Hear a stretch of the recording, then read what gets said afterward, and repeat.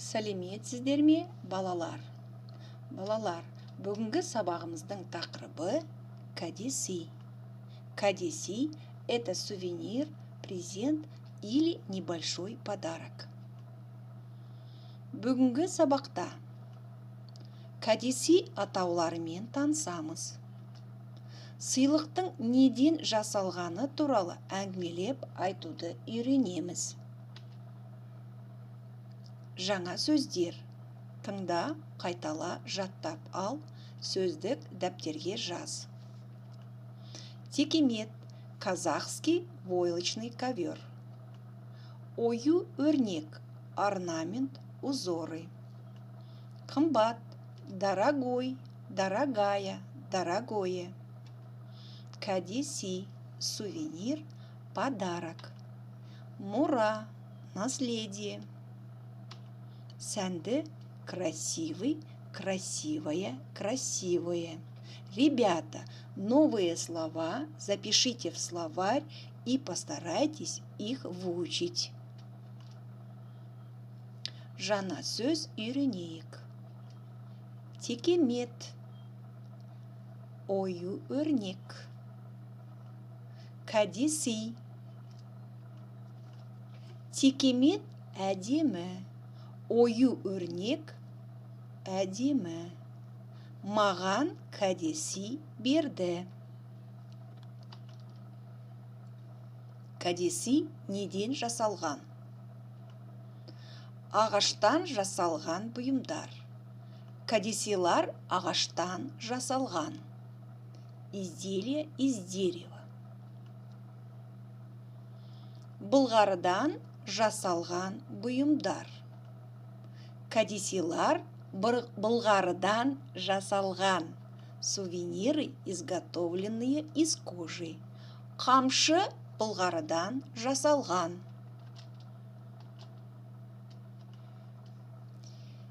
Киізден жасалған бұйымдар.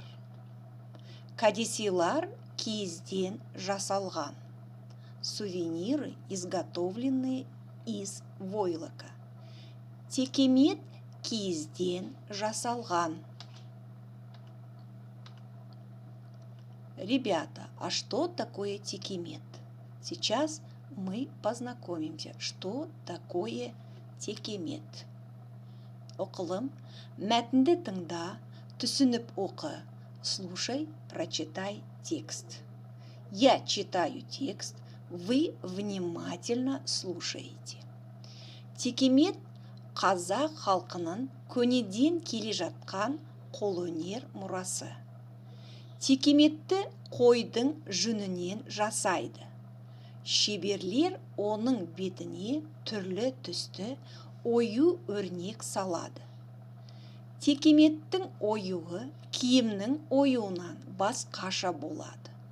Бұл оюлар ірі және ретімен орналасады. Әр оюдың өз мағынасы болады. Олар тау мен тасты, жасыл жайлауды бейнелейді. Текеметтің ортасына және шетіне арналған ою-өрнектер болады.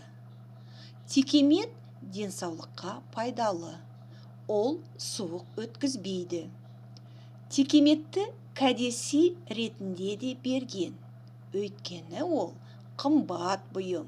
Қазіргі уақытта да текемет сияқты киізден жасалатын кәдесилар өте көп.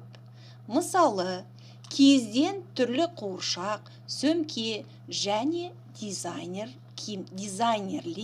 киімдер жасайды. Текемет – это наследие прикладного искусства казахского народа из древних времен. Текемет изготавливает из овечьей шерсти. Мастера на него накладывают разноцветные узоры. Узоры текемета отличаются от узоров одежды. Эти узоры бывают крупные и располагаются по порядку. У каждого орнамента имеет свое значение. Они изображают горы, камни, зеленые джайляу. Орнаменты предназначены для середины текемета и по краям. Текемет полезный для здоровья. Он не пропускает холод. Раньше текемет дарили в качестве подарка, потому что оно дорогое изделие. Сейчас очень много сувениров, как текемет, изготовленных из войлока. Например, из войлока изготавливают игрушки, куклы, сумки, а дизайнеры шьют одежду. Айтылым, мәтін бойынша сөйлемдерді толықтыр. Дополни предложение по тексту. Текемет қазақтың ұлттық бұйымы. Себебі текемет казахское национальное изделие, потому что текемет денсаулыққа пайдалы. Себебі текемет полезен для здоровья, потому что текемет бұл кәдесый. Себебі текемет это подарок, потому что, ребята, это задание отправляйте мне голосовым или видеосообщением. Жазылым. 5-ші тапсырма, 95-ші бет. Киізден жасалған бұйым атауларын жаз. Олармен сөйлем құра. Напиши изделия, которые изготавливаются из войлока. Составь с ними предложение. Қарашаның 17-сі кәдесый. 5-ші тапсырма, 95-ші бет. Үлгі, образец. Из войлока изготавливают разные сувениры. Например, куклы, игрушки, текемет, сумки. У меня есть кукла. Кукла-сувенир. Кукла сделана из войлока. Точно такие же предложения вы составляете только на казахском языке. Сабақ аяқталды. Сау болыңыздар.